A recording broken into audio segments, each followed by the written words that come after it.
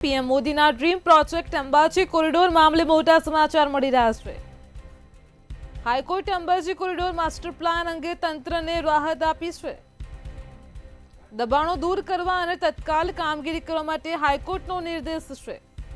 તંત્રને નિર્દેશ કરવામાં આવ્યો છે। કોરિડોરના વિરોધમાં 60 જેટલા લોકોએ હાઈકોર્ટમાં અરજી કરી હતી। 60 જેટલા લોકોએ દબાણો દૂર કરવાના વિરોધમાં હાઈકોર્ટમાં અરજી કરી હતી। પીએમ મોદીના ડ્રીમ પ્રોજેક્ટ અંબાજી કોરિડોર મામલે મોટા સમાચાર મળી રહ્યા છે। હાઈકોર્ટે અંબાજી કોરિડોર માસ્ટર પ્લાન અંગે તંત્રને રાહત આપી છે। દબાણો દૂર કરવા અને તત્કાલ કામગીરી કરવા માટે હાઈકોર્ટનો નિર્દેશ છે। તો કોરિડોરના વિરોધમાં 60 જેટલા લોકોએ હાઈકોર્ટમાં અરજી કરી હતી। 60 જેટલા લોકોએ દબાણો દૂર કરવાના વિરોધમાં હાઈકોર્ટમાં અરજી કરી હતી। હાઈકોર્ટે કોઈ પણ પ્રકારની રાહત આપવા માટે ઇનકાર કર્યો છે।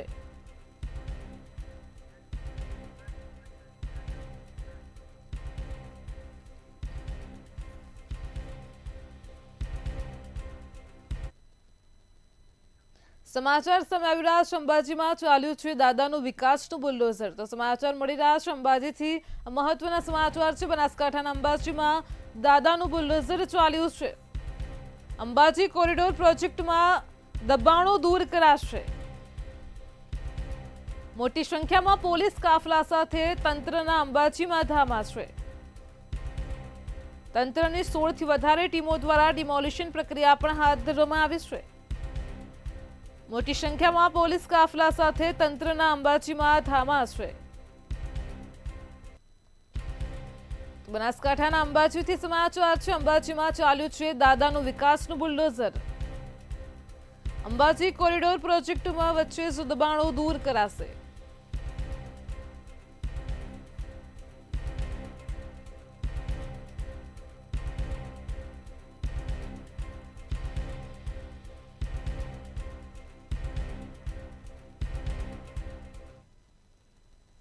રાજ્યમાં છેલ્લા કેટલાક દિવસથી નકલીની બોલબાલા જોવા મળી રહી છે। ત્યારે નકલી અધિકારીઓથી લઈને નકલી ખાણીપીણીની ચીજવસ્તુઓ પણ ઝડપાઈ રહી છે।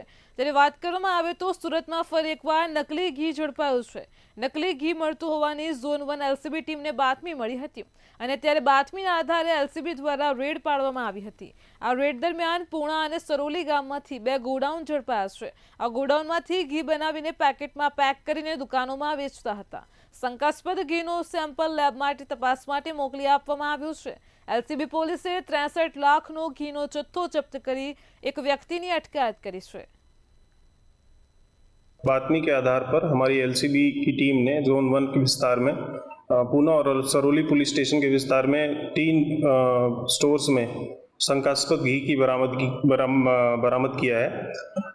कुल कीमत जो घी का बरामद हुआ है वो 65 लाख है और प्रिलिमिनरी ऐसा लग रहा है कि ये घी में मिलावट है, तो इसीलिए हमने फूड एंड ड्रग्स डिपार्टमेंट को इन्वॉल्व करके और सैंपल टेस्टिंग के लिए अभी लैब में भेजा है और अभी हमने जानवा जोग दाखिल किया है और रिपोर्ट आने पे हम इस पे उचित कार्रवाई करेंगे। સુરતમાં ફરી એકવાર ગ્રીષ્મકાંડ થતા રહી ગયો હોવાનું સામે આવ્યું છે અને ત્યારે યુવતી મિત્રએ વાતચીત બંધ કરી દેતા મિત્ર યુવક ખુલ્લી તલવાર સાથે આવી ચડ્યો હતો। ઇન્સ્ટાગ્રામ પર પલસાણાના બારસુડી ગામની યુવતીએ વડોદરાના યુવક સાથે વાતચીત કરવાનું બંધ કર્યું હતું, જેને લઈને યુવક ગામમાં તલવાર લઈને આવી ધમાલ મચાવી વિસ્તારને બાનમાં લીધો હતો। જ્યારે પોલીસ સમજાવવા ગઈ તો પોલીસ પર પણ હુમલો કર્યો હતો। સમગ્ર મામલે પોલીસે આ વ્યક્તિની અટકાયત કરી છે।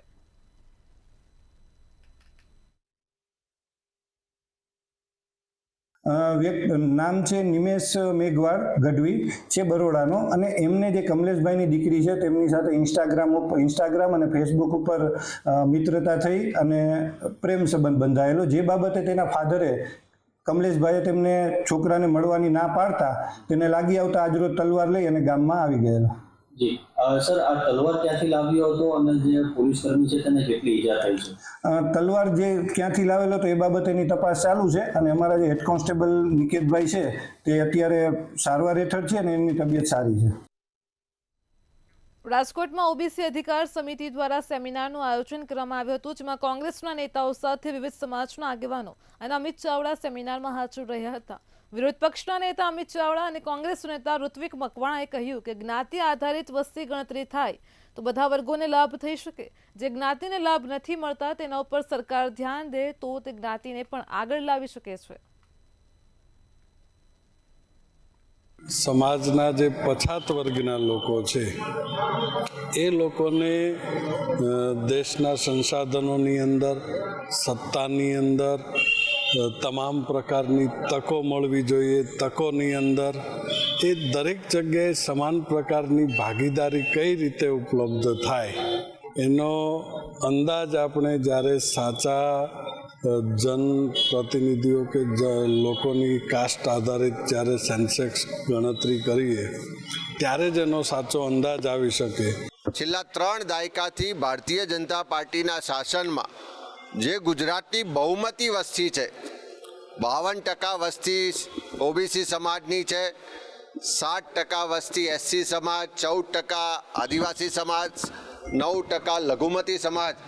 આમ કુલ જોવા જઈએ તો એસસી એસટી ઓબીસી માઇનોરિટીની 82% વસ્તી ગુજરાતમાં હોવા છતાં આજે તમે દરેક ક્ષેત્રે જુઓ તો સૌથી વધારે અન્યાય ઓબીસી સમાજને થઈ રહ્યો છે. અમદાવાદમાં પૂર્વ ઝોનમાં થયેલા ડિમોલિશનનો મામલો સામે આવ્યો હતો, જ્યાં રબારી વસાહતમાં ડિમોલિશન કરવામાં આવ્યું હતું અને ત્યારે કોંગ્રેસના પ્રદેશ પ્રમુખ અને શહેર પ્રમુખે મુલાકાત લીધી હતી. કોંગ્રેસના નેતાઓના ઘરને જાણી જોઈને ટાર્ગેટ કર્યાનો આક્ષેપ કરવામાં આવ્યો છે. સુપ્રીમ કોર્ટને પણ આ મામલે કુદરતી ન્યાયના સિદ્ધાંતોનું પાલન કરવાનું કહેવામાં આવ્યું છે. તેમજ મુખ્યમંત્રીએ ડિમોલિશન જગ્યાની મુલાકાત લઈને ડિમોલિશનનું વળતર આપે તેવી પણ માંગ કરાઈ છે. અહીંથી થોડા જ પગલાં ચાલો તો મોટો રોડ ત્યાં નીકળેલો છે. આ તરફ આ રસ્તો છે જ. અહીંથી 2 ઘર મૂકો એટલે પાછો રસ્તો છે. આગળ સોસાયટીની દિવાલ આવે છે. આ નવો રસ્તો કરવાની શું જરૂર હતી તમારે, મને કોઈ કહેશે ખરા? માત્ર એટલા માટે કે અહીંયા એક યુવાન આ આખા વિસ્તારમાં ડિમોલિશનની વિરુદ્ધ લડતા હતા એટલે એનું ઘર તોડવું છે. શું આ કોઈ લોકશાહીની રીત છે ખરી? આથી પાછળના ભાગમાં અમે ગયા, ત્યાં દલિત સમાજના સદંતર ગરીબ પરિસ્થિતિના લોકો સાવ નાની નાની જગ્યામાં જ્યાં 30 ફ્લોટ ફળવાયા હતા, આજે 2 કે 4 ભાઈ થયા હોય તો એક ઓરડી કરીને રહેતા હતા. અમદાવાદના જમાલપુરમાં કાચની મસ્જિદ પાસે ડિમોલિશનનો મામલો પ્રકાશમાં આવ્યો હતો. એએમસી લીગલ કમિટી ચેરમેન પ્રકાશ ગુર્જરે દાવો કર્યો છે ડિમોલિશન કરાયેલ જગ્યા ફરી એએમસીને સોંપી દેવામાં આવે તેવી માંગ કરી છે. ખાલી જગ્યાઓ પર મસ્જિદ ટ્રસ્ટ ફરી સ્કૂલ બનાવી આપે તેવી પણ માંગ કરી છે. તો સિટી સિવિલ કોર્ટમાં એએમસીએ દાવો દાખલ કર્યો છે. સિવિલ કોર્ટની અંદર 29/2025 થી મ્યુનિસિપલ કોર્પોરેશન સ્કૂલ બોર્ડ દ્વારા દાવો કરવામાં આવ્યો છે, જેની અંદર જે બાંહેધરી પત્ર આપવામાં આવ્યો છે 2009ની અંદર એનો અમલ થાય, ફરી પાછું કોર્ટ કમિશનરની નિમણૂક કરી આ જગ્યાની 4 ફૂટની અંદર એનું વિવરણ થાય. એ વિવરણ પછી એ જમીનની અંદર શાળાનું મકાન બાંધવામાં આવે. શૈક્ષણિક કાર્ય સિવાય અને મ્યુનિસિપલ કોર્પોરેશન માટે જે સ્કૂલ બનાવવાની છે એ સિવાયનું કોઈ પણ બાંધકામ ત્યાં ન થઈ શકે.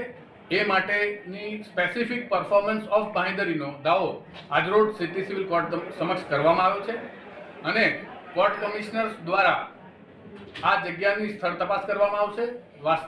અત્યારે હાલમાં ત્યાં સ્થળની શું પરિસ્થિતિ છે એનું વિવરણ પણ કોર્ટ કમિશનર દ્વારા કરવામાં આવશે. મહેસાણા નગરપાલિકાએ છેલ્લા 2 દિવસથી રાધનપુર હાઈવે પર દબાણ હટાવવાની કામગીરી હાથ ધરી છે.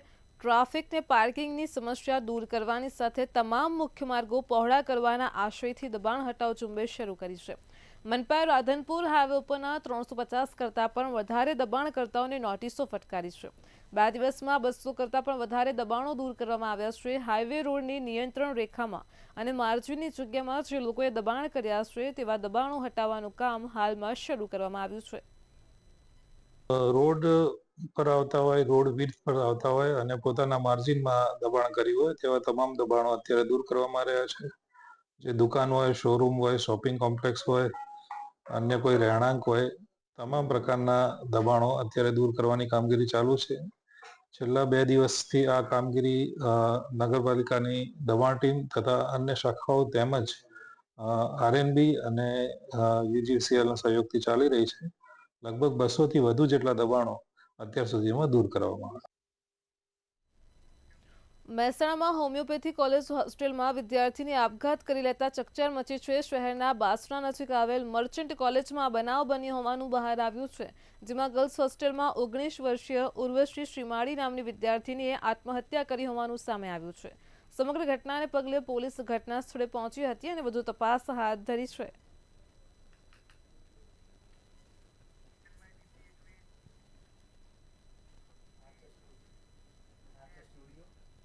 વડોદરાની MS યુનિવર્સિટીમાં ફાર્મસી વિભાગમાં અભ્યાસ કરતી વિદ્યાર્થીનીએ ગળે ફાંસો ખાધો હોવાનું સામે આવ્યું છે. બાંગ્લાદેશી વિદ્યાર્થીની મોહના મંડલ ફાર્મસી ડિપાર્ટમેન્ટના પ્રથમ વર્ષમાં અભ્યાસ કરતી હતી.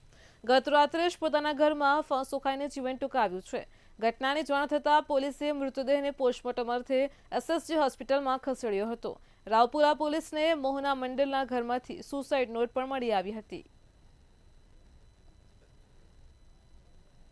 આ છોકરી છે એ MS યુનિવર્સિટીના ફાર્મસીના ફર્સ્ટ યરમાં અભ્યાસ કરતી હતી અને સપ્ટેમ્બરમાં તે બાંગ્લાદેશમાંથી ભારત આવેલ હતી અને એની એક્ઝામ આજે સવારે શરૂ થઈ હતી અને એક્ઝામમાં એ ગેરહાજર હતી. એની પાછળની જે યુવતી છે એ બી બાંગ્લાદેશી હતી, જેથી કરીને આ ગેરહાજર રહેલ હોય એણે પછી એ તપાસ કરેલ હતી અને એના બિલ્ડિંગ પર પહોંચતા ત્યાં તપાસ કરતા આ યુવતી છે મરણ ગયેલ હતી. હા, સુસાઇડ નોટ મળી આવેલ છે, પણ એમાં કંઈ એણે કોઈના પર આક્ષેપો કરેલ નથી.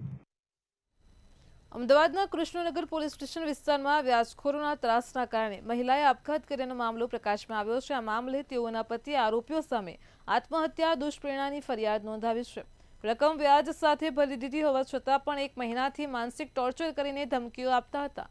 સમગ્ર મામલે કૃષ્ણનગર પોલીસે અલગ અલગ ટીમો બનાવી ગુનામાં સામેલ નેહાબેન પંડ્યા, જયેશ પંડ્યા અને હેમરાજસિંહ જ્વાલા નામના આરોપીઓની ધરપકડ કરી વધુ તપાસ હાથ ધરી છે.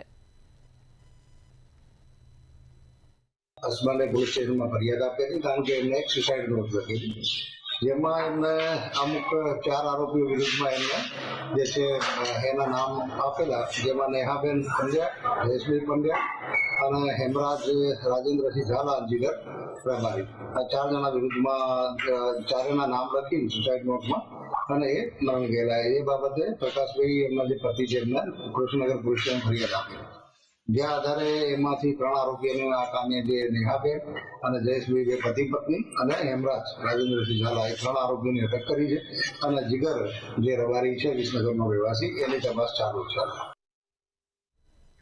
અમદાવાદથી શિક્ષણ જગતને લાંછન લગાડતી ઘટના સામે આવી છે, જેમાં ખોખરામાં પ્રોગ્રેસિવ એજ્યુકેશનના જિગ્નેશ ગોહિલ નામના શિક્ષકે વિદ્યાર્થીનીને હવસનો શિકાર બનાવી દુષ્કર્મ આચર્યું હતું. દુષ્કર્મ આચરીને અશ્લીલ ફોટા અને વિડીયો વાયરલ કરવાની ધમકી આપતા જ વિદ્યાર્થીનીએ પોલીસનો સંપર્ક કર્યો હતો. પોલીસે વિદ્યાર્થીનીની ફરિયાદના આધારે સંચાલક સામે કાર્યવાહી કરી આરોપી જિગ્નેશ ગોહિલની ધરપકડ કરી છે. સમગ્ર મામલે વધુ તપાસ પણ હાથ ધરી છે. યુવતીના કહેવા મુજબ એને વારંવાર આ જે આરોપી છે એ બ્લેકમેલ કરતો હતો કે ભાઈ તારા જે મારા પાસે ફોટા છે એ ફોટા હું બધા વાયરલ કરી દઈશ, સગા સંબંધીમાં મોકલી દઈશ અને તારે મારા જોડે લગ્ન કરવા પડશે. જો તું મારી જોડે લગ્ન નહીં કરે અથવા તું મને પૈસા નહીં આપે તો હું તને બદનામ કરી દઈશ. બાદમાં હકીકતે ઉપરોક્ત આ હકીકત પોલીસ સ્ટેશન આવી જણાવતા IPC 376(2) અને 506 મુજબ યુવતીની ફરિયાદ લીધેલી છે અને આરોપીને રાઉન્ડ અપ કરેલો છે અને અટક કરવાની અને આગળની તપાસ હાલમાં ચાલુમાં છે. ગુજરાતમાં જૂનાગઢ મહાનગરપાલિકા સહિત 66 નગરપાલિકા અને પંચાયતની પેટા ચૂંટણીની જાહેરાત થઈ છે અને સ્થાનિક સ્વરાજ્યની ચૂંટણીમાં ઉમેદવારી કરવાની અંતિમ તારીખ 1 ફેબ્રુઆરી છે. ત્યારે આજથી 2 દિવસ ભાજપ પાર્લામેન્ટરી બોર્ડની બેઠક ગાંધીનગરમાં CMના અધ્યક્ષસ્થાને કરશે, જેમાં ભાજપના મુરતિયાઓ નક્કી કરાશે. બેઠકમાં મુખ્યમંત્રી ઉપરાંત પ્રદેશ પ્રમુખ CR પાટીલ, સંગઠન મહામંત્રી અને પાર્લામેન્ટરી બોર્ડના સભ્યો પણ ખાસ ઉપસ્થિત રહેશે.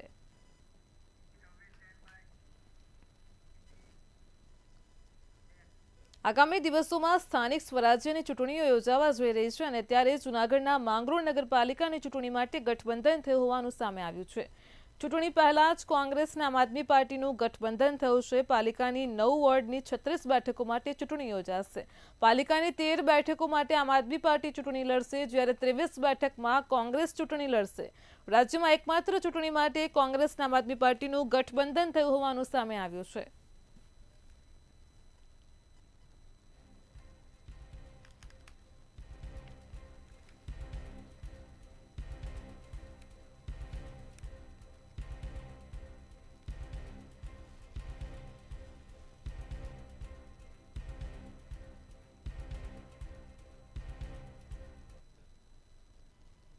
આમ આદમી પાર્ટી અને કોંગ્રેસ ગયા વખતે વિધાનસભાની ચૂંટણીઓમાં લડ્યા હતા. તેનો ખામિયાજો બેના મતનું વિભાજન થયું અને ભારતીય જનતા પાર્ટી જીતી ગઈ. એના માટે થઈને લોકોના હિત માટે થઈને આજે અમે બંને પક્ષો સાથે આવ્યા છે. બંને ગયા વખતે જે કોંગ્રેસનું શાસન હતું એમાં ભ્રષ્ટાચારના અનેક આક્ષેપો થયા છે, તો તેમ છતાં ગઠબંધન ગયા વખતે ભાજપ સાથે પણ એનું ગઠબંધન હતું. જે વાતો છે એ ખાલી ચર્ચાનો વિષય નથી, પણ મહત્વનું એ વસ્તુ છે કે વર્ષોથી કોંગ્રેસના શાસન ઉપર છે, છતાં પણ આમ આદમી પાર્ટીને એક નાનુભાઈ ગણી અને પોતાનું જગ્યા આપી છે. આ તકે અમે કોંગ્રેસનો ખૂબ ખૂબ આભાર માનીએ છીએ. માંગરોળ નગરપાલિકાની જે ચૂંટણી છે તે આગામી 16 તારીખે મતદાન થશે ને જેને લઈને કોંગ્રેસે ભાજપ સામે લડવા માટે આપનો સહારો લીધો છે ને આપ સાથે ગઠબંધન કર્યું છે. આપણી સાથે કોંગ્રેસના માંગરોળના મહામંત્રી છે, આપણે તેમની સાથે વાત કરશું. કાશિફભાઈ, શું જરૂર પડી આપ સાથે ગઠબંધન કર્યું છે? અમુક જે સ્થાનિક પરિસ્થિતિઓ હતી, સ્થાનિક પરિબળો હતા, જેને લઈને આમ આદમી પાર્ટી સાથે ગઠબંધનનું અમારા જે સ્થાનિક આગેવાનો છે, સ્થાનિક નેતાઓ છે, તેઓ આ પરામર્શ કરીને પછી આ બાબત સુધી અમે પહોંચ્યા છીએ. અને આ બાબતે જે અમારા પ્રભારી છે નુસરતભાઈ પંજા, તેમને અમે પ્રોપોઝલ મૂક્યું છે. કાલે એમની સાથે ડિસ્કશન પણ કરી છે અને પ્રદેશની મંજૂરી માટે અમે મોકલી દીધું છે. હાલ તો આપણે ગઠબંધન કર્યું છે, પરંતુ ભાજપ અને કોંગ્રેસનું પણ ગઠબંધન છેલ્લી બોડીની અંદર હતું, તેવા પણ આક્ષેપો લાગ્યા છે નગરપાલિકામાં. છેલ્લી બોડીની વાત કરવામાં આવે તો કોંગ્રેસે ભાજપ સાથે ગઠબંધન કરેલું નહોતું, પણ જે સમયે બોડી હતી ત્યારે ભાજપના જે 6 થી 7 સદસ્યો નારાજ હતા એમની પાર્ટીથી, અને તેઓ સામેથી કોંગ્રેસની પાસે આવ્યા હતા અને એમની સાથે અહીંયા માંગરોળની કોંગ્રેસે જ સત્તાની ધુરા સંભાળી હતી અને એમની સાથે સત્તામાં રહ્યા હતા. કેટલી સીટો ઉપર લડવાનો? 36 સીટો છે. કઈ રીતના લડશો ચૂંટણી? 36 માંથી જે કોંગ્રેસની જે શ્યોર સીટો છે 23 સીટો પર અમે લડવાના છીએ અને બાકીની સીટો જે છે એ અમે આમ આદમી પાર્ટી સાથે ગઠબંધન કરેલું છે. તો રાજ્યની અંદર પ્રથમ એવી નગરપાલિકાની ચૂંટણી છે કે જેની અંદર આમ આદમી પાર્ટીનું છે તે કોંગ્રેસ દ્વારા ગઠબંધન કરવામાં આવ્યું છે અને બંને એક સાથે માંગરોળ નગરપાલિકાની ચૂંટણી લડશે. અમાર બખાઈ, મંતવ્ય ન્યૂઝ, માંગરોળ. સરકારી નોકરી મેળવવા માટે ઈચ્છુક ઉમેદવારો માટે મહત્વપૂર્ણ સમાચાર સામે આવ્યા છે. ગુજરાત પબ્લિક સર્વિસ કમિશને વર્ષ 2025નું કેલેન્ડર જાહેર કર્યું છે. આ કેલેન્ડરમાં જણાવ્યા પ્રમાણે વર્ષમાં કુલ 1751 જગ્યાઓ પર ભરતી કરવામાં આવશે, જેમાં 160 ડીવાયએસઓ અને નાયબ મામલતદારની જગ્યા ભરાશે. સાથે સાથે શિક્ષણ સેવા વર્ગ 2ની 300 જગ્યાઓ ભરાશે. રાજ્ય વેરા નિરીક્ષકની 323 જગ્યાઓ ભરાશે, તો વહીવટી સેવા વર્ગ 1 અને 2ની 100 જગ્યાઓ પણ ભરાશે.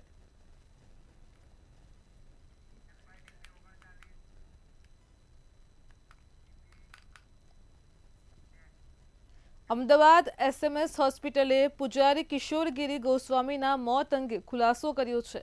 હોસ્પિટલના ડોક્ટરે કહ્યું છે કે દર્દીને પગના ભાગમાં ગેંગ્રીન થયું હતું. પગની એન્જિયોપ્લાસ્ટી કરવામાં આવી હતી. હૃદયની કોઈ સારવાર કરવામાં આવી ન હતી. ઓપરેશનના 3 મહિના બાદ દર્દીનું મૃત્યુ થયું હતું, જ્યારે દર્દીના પરિવારજોને હોસ્પિટલ પર મોતનો આરોપ લગાવ્યો છે.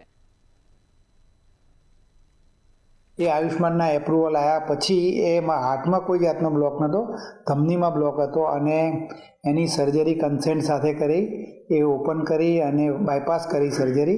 બાયપાસ કર્યા પછી પણ એનું જે ડોપલર કરેલું ને, ડોપલરમાં આ બ્લોક ખુલી ગયેલો, એનું પણ આયુષ્માનમાં અમે અપલોડ કરેલું છે. અને આ ઓપરેશન કર્યા પછી રજા આપી દેવામાં આવેલી, અને રજા આપ્યા પછી એ ફોલોઅપમાં નથી આવ્યો, પણ એ જે મૃત્યુ થયું છે એ આ સર્જરી એના 3 મહિના પછી એના ગામ થયેલું છે. અમદાવાદ શહેરમાં વધુ એક ખ્યાતિ કાંડ જેવો જ કિસ્સો છે તે પ્રકાશમાં આવ્યો હતો. શહેરના ચાંદખેડા વિસ્તારમાં આવેલી SMS હોસ્પિટલમાં જે સપ્ટેમ્બર મહિનામાં જાસકાથી એક પૂજારી દર્દીનું જે પગનું ગેંગ્રીનનું ઓપરેશન કરવામાં આવ્યું હતું અને તેનું ઓપરેશન જે PMJY એટલે કે આયુષ્યમાન કાર્ડ યોજના હેઠળ કરવામાં આવ્યું હતું અને દર્દી પાસેથી હોસ્પિટલ પ્રશાસનના કહેવા પ્રમાણે 1,30,000 જેટલા રૂપિયા છે તે ઓપરેશનની સારવારના વસૂલવામાં આવ્યા હતા. અને બીજી બાજુ પરિવારજનોનો આક્ષેપ છે કે હોસ્પિટલે જે આયુષ્યમાન કાર્ડમાંથી 10 લાખ અને પરિવાર પાસેથી 3 લાખ રૂપિયા જેટલી જે કિંમત છે તે વસૂલી છે. સાથે સાથે હોસ્પિટલે જે પગની જગ્યાએ જે હૃદયનું સારવાર કરી હતી અને તેના કારણે દર્દીનું મૃત્યુ થયું હતું, પરંતુ આ તમામ આરોપો છે તે હોસ્પિટલના સુપ્રિન્ટેન્ડન્ટ MM પ્રભાકરે ફગાવ્યા છે અને તેમના દ્વારા કહેવામાં આવ્યું છે કે દર્દીના પગનું જે ગેંગરીન હતું તેની ધમનીનું જ ઓપરેશન કરવામાં આવ્યું હતું અને તેના રિપોર્ટ અનુસાર 1,30,000 જેટલી જે કિંમત છે તે આયુષ્યમાન કાર્ડમાંથી વસૂલવામાં આવી છે. સાથે સાથે અત્યારે જે સરકારના આયુષ્યમાન કાર્ડના જે તમામ જે અધિકારીઓ છે તે પણ અહીંયા તપાસ કરવા આવ્યા છે. સાથે હોસ્પિટલ પ્રશાસન જે તપાસમાં સહકાર આપવાનું પણ એક નિવેદન છે તે આપવામાં આવ્યું છે. એટલે કે આગામી સમયમાં ખુલાસો બહાર આવશે કે હોસ્પિટલ પ્રશાસનનો વાંક હતો કે પછી દર્દીના પરિવારજનોએ જે આક્ષેપ કર્યા છે તે ખોટા છે કે સાચા છે, એ આગામી સમયમાં ખુલશે. કેમેરા પર્સન ઓમ પટેલ સાથે કિંજલ બોરીસા, મંતવ્ય ન્યૂઝ, અમદાવાદ. આણંદમાં એક સાથે 29 ચંદુભાઈ મંગળભાઈ નામના ખેડૂતોની જમીનમાં અમદાવાદના વ્યક્તિએ વારસાઈ કરાવી હતી. પોતાના પિતાના ભરતા નામનો દુરુપયોગ કર્યો હતો. ગત સપ્ટેમ્બરમાં જ કલેક્ટર સમક્ષ કેસ ચાલતા મામલો સામે આવ્યો છે.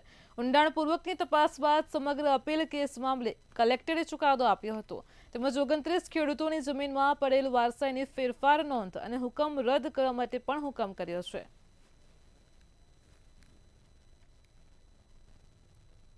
ઘણા બધા સર્વે નંબર્સમાં જેમાં ચંદુ મંગલ નામનો ખાતેદાર તરીકે નામ હતા, આવા તમામ સર્વે નંબર્સમાં 2022 પહેલાં એક વ્યક્તિ તરફથી ઓનલાઈન વારસાઈ કરવામાં આવી હતી. પ્રાથમિક દ્રષ્ટિએ ભળતા નામનો દુરુપયોગ કરીને આ કામગીરી કરવામાં આવી છે આવું જણાય છે. અને જ્યારે 135D નોટિસ બજી ત્યારે તમામ ખાતેદારોને જાણ પડી કે ભાઈ આ વારસાઈ ખોટી રીતે થઈ છે, તો મામલતદાર કચેરીમાં વાંધો રજૂ કરીને આવી તમામ નોંધો નામંજૂર થયેલી હતી. પછી RTS માં અપીલ નાયબ કલેક્ટરના ત્યાં જે વ્યક્તિએ આ વારસાઈ કરાવવાનો પ્રયત્ન કર્યો હતો, અમારા અસીલ ચંદુભાઈ મંગળભાઈ પટેલ વડોદ, એમના ભરતા નામનો ઉપયોગ કરી એ હયાત હોવા છતાં મરણ જાહેર કરી ખોટું પેઢીનામું બનાવી અને વારસાઈ કરેલી છે. અમારા અસીલે 2002માં વેચાણ દસ્તાવેજથી જમીન ખરીદેલી છે. આ જમીનમાં ખોટી વારસાઈ કરેલી છે અને એ બાબતે સાહેબે આજે ઓર્ડર કર્યો છે અને આગળ ફોજદારી રાહે કાર્યવાહી કરવાના છે. કુલ કેટલા ચંદુ મંગળ આજે કચેરીમાં ઉપસ્થિત? ટોટલ 24 થી 27 છે, 29 છે.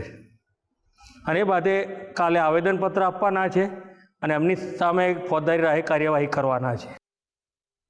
મંતવ્ય ન્યૂઝના અહેવાલની વધુ એકવાર ધારદાર અસર જોવા મળી રહી છે. સ્માર્ટ સિટી વડોદરા મનપાના સ્માર્ટ કર્મચારીનો મામલો સામે આવ્યો છે. ત્યારે કામકાજનો સમય થવા છતાં પણ કર્મચારીઓ ગેરહાજર જોવા મળ્યા હતા. આ મામલે મંતવ્ય ન્યૂઝ દ્વારા રિયાલિટી ચેક કરવામાં આવ્યું હતું. મનપાની મુખ્ય કચેરીમાં ચાલતી લાલિયાવાડી સામે આવી છે. સમગ્ર મામલે વડોદરાના ડેપ્યુટી મ્યુનિસિપલ કમિશનર કેતન જોશીનું નિવેદન છે. નિવેદનમાં તેમણે જણાવ્યું છે કે ગેરહાજર કર્મીઓ હશે તેમની નોંધ લઈ કાર્યવાહી કરવામાં આવશે. બાયોમેટ્રિક મામલે નિર્ણય અનુસાર કામ કરાશે.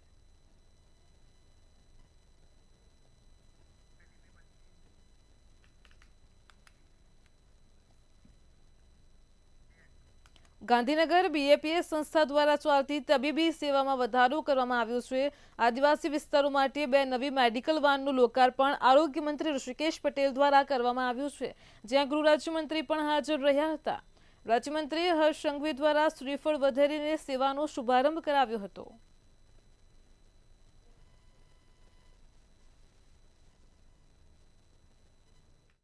આ સંસ્થાનના કામોથી પ્રભાવિત થઈ એમને ગુજરાત માટે 2 સરસ મજાની એમ્બ્યુલન્સ આપી છે. અને એમ્બ્યુલન્સ કહું તો પણ ચાલે, પરંતુ દૂર દરાજના વિસ્તારોમાં અને એમાં પણ ખાસ કરીને આદિવાસી વિસ્તારમાં જ્યાં આગળ દર્દીઓને દવાખાના સુધી જતા જ્યાં તકલીફ પડતી હોય ત્યાં આગળ આ એમ્બ્યુલન્સ નહીં પરંતુ ડિસ્પેન્સરી કહીએ તો પણ ચાલે. સુંદર મજાની વ્યવસ્થાઓ સગવડો સાથે ત્યાં જાય, દર્દીની ડાયગ્નોસ્ટિક થાય, ત્યાં નાની મોટી સારવાર ત્યાં જ અપાય અને ક્યાંક જો જરૂર પડે અમદાવાદ શહેરમાં દિવસે ને દિવસે ડમ્પર ચાલકો બેફામ બન્યા હોવાનું સામે આવ્યું છે। સરકારી ગાડીઓ માટે પણ ડમ્પર ચાલકો માથાનો દુખાવો બન્યા છે। ટ્રાફિક સેક્શનના પીઆઈને કાલુપુર પાસે અકસ્માત નડ્યો હતો। પૂર ઝડપે આવેલ ડમ્પરે પોલીસની ગાડીનો કચ્ચરઘાણ બોલાવ્યો છે। કાલુપુર રેલવે સ્ટેશનના બાંધકામમાં દોડતા ડમ્પરે ટક્કર મારી હતી। સદનસીબે પીસીઆર વાનમાં કોઈ હાજર ન હોવાથી મોટી જાનહાનિ ટળી છે, જ્યારે એમટી સેક્શનના અધિકારીઓએ અકસ્માત અંગે નિરીક્ષણ કર્યું હતું। ડમ્પરના ડ્રાઈવર અલ્કેશ કુમાર કંટારાની પોલીસે અટકાયત કરી છે।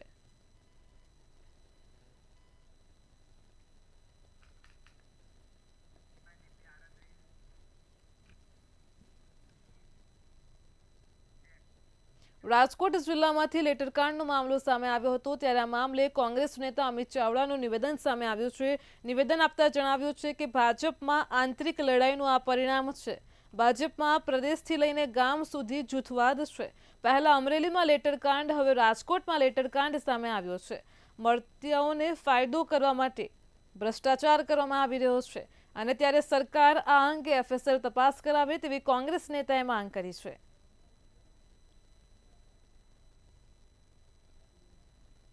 વોર્ડ કક્ષાએ પણ જૂથ છે ને બૂથ કક્ષાએ પણ જે બૂથ પ્રમુખો કે પન્ના પ્રભારીઓ બનાવ્યા છે એ પણ જૂથવાદમાં આજે રાચી રહ્યા છે। એનું એક જ કારણ છે કે સત્તાની ભાગ બટાઈ માટેની લડાઈ છે, જે ભ્રષ્ટાચાર થઈ રહ્યો છે એની ભાગ બટાઈની લડાઈ છે। એટલે આ કોઈ પ્રજાહિત માટેના લડાઈ નથી, પણ સત્તા અને ભ્રષ્ટાચારના ભાગ બટાઈની લડાઈ છે।